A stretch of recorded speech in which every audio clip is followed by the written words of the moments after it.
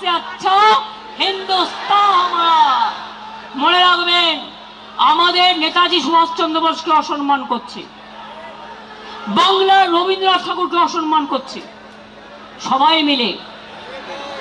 আর নিজেদের সব শিক্ষা ব্যবস্থা, স্বাস্থ্য ব্যবস্থা, খাদ্য ব্যবস্থা সবাই নাকি চোর আর উনি নাকি সাধু।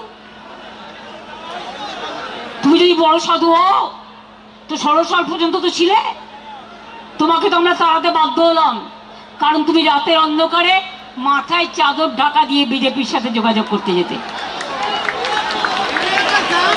আর এবারেও আমাদের অনেক লোক ইলেকশনের আগেও আন্ডারস্ট্যান্ডিং করেছিল, তার মধ্যে কয়েকটা গদ্দার তো আছে, এবং সেই গদ্দারদের নাম এখন শুনতে পাচ্ছি, আগে আপনারা কেউ কিছু বলেননি। যারা পুরনো কর্মী আছেন ফিরে আসুন, নিউ জেনারেশনকে সামনে রাখুন, ছাত্রদের নিয়ে আসুন, যুবকদের নিয়ে আসুন, মা বোনদের নিয়ে আসুন, সংখ্যালঘুদের নিয়ে আসুন, ট্রাইবেলদের নিয়ে আসুন, তপশিলীদের নিয়ে আসুন, সমগ্র মানুষকে একত্রিত করুন। বলছে আমাদের মিটিংয়ে নাকি গানা বাজনা হয়। আরে গান ছাড়া কোনো আন্দোলন হয়? শহীদ তর্পণ হয়? যখন আন্দোলন, খাদ্য আন্দোলন হয়েছিল, সলিল চৌধুরীদের মানুষরা কি গান গেয়েছিলেন? কি গান গেয়েছিলেন? জান দেব তবু মান দেব না, গানের মধ্যে দিয়ে আন্দোলন তৈরি করেছিল। নজরুল বলেছিলেন কারা রইল ও কপাট, ভেঙে ফেল করলে লোপাট, স্বাধীনতা আন্দোলনে পথ দেখিয়েছিল। রবীন্দ্রনাথ ঠাকুর বললেন আমার মাথা নত করে দাও হে তোমার চরণ ধুলার তলে, সকল অহংকারে আমার ডুবাও চোখের জলে, আমি ভয় করব না, ভয় করব না। দুবেলা মরার আগে মরবো না ভাই, মরবো না। তরিখানা বাইতে গেলে মাঝে মাঝে তুফান মেলে, তাই বলে আর ছেড়ে দিয়ে কান্নাকাটি করব না।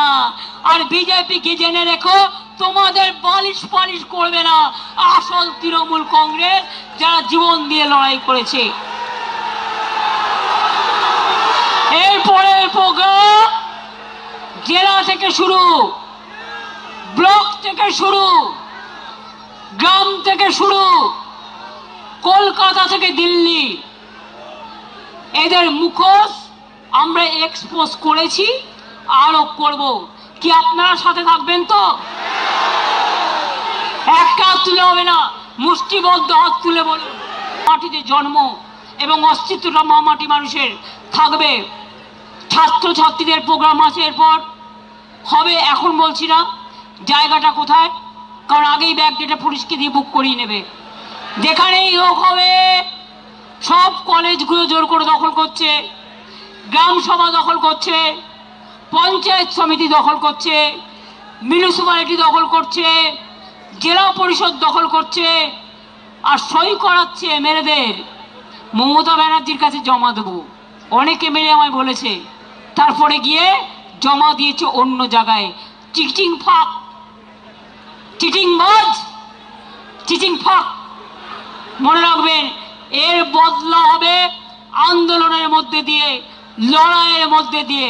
তাহলে আমরা সবাই জেলায় যাব, এবার আমরা সবাই জেলায় যাব, আমরা এখানে বসে থাকবো না। আর কলকাতার মানুষও দেখতে পাচ্ছে, জেলার মানুষও দেখতে পাচ্ছে কি অত্যাচার চলছে।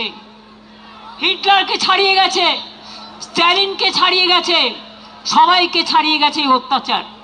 তা সত্ত্বেও আন্দোলন যখন হয়, গণ আন্দোলনকে আটকানো যায় না।